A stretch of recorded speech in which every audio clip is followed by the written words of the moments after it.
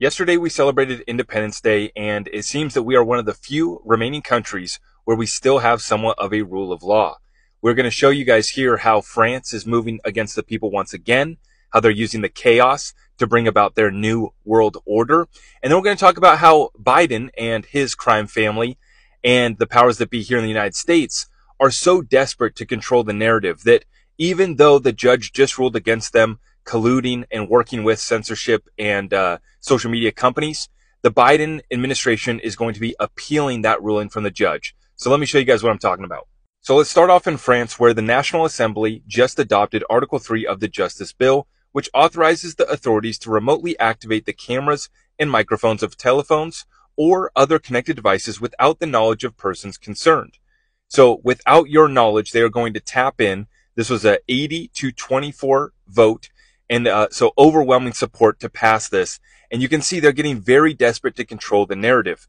Now, when the most recent riots broke out in France, we talked about how something was smelling a little fishy about this whole deal. One boy, 17 years of age, his life was taken, and that is unfortunate, right? But this whole one little story spurred a whole simultaneous riot across the country. And now we're seeing how they're using this chaos to bring about their order, passing this bill, which, we're looking and watching from across the pond here. We're looking at France and outside looking in, and we think, oh, this can't happen here. But we have to understand that obviously the technology is enabled to give those authorities this type of capability. So even though it hasn't happened here yet, we need to remain and continue to be vigilant.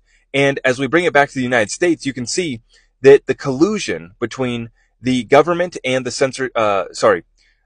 the censorship police, but I meant to say the social media platforms that we are so grateful to use here today. And, shout out to Twitter for bringing it. And, even on the TikTok platform right here, we continue to spread our message on this platform.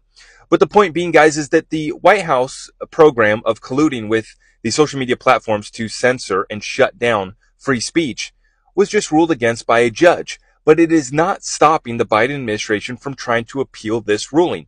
Check it out. So Biden will appeal a federal judge's order forcing the Biden administration to stop colluding with social media companies to censor content. In his ruling, Judge Doughty said that Biden officials' censorship depicts an almost dystopian scenario. That's pretty dramatic. The ruling prohibits them from threatening, pressuring, or coercing social media companies in any manner to suppress supposed disinformation protected as free speech. And this is what the powers that be are talking about here, is that this is going to limit their ability to control the spreading of misinformation. If they want to stop that, just shut down mainstream media. I'll see you guys.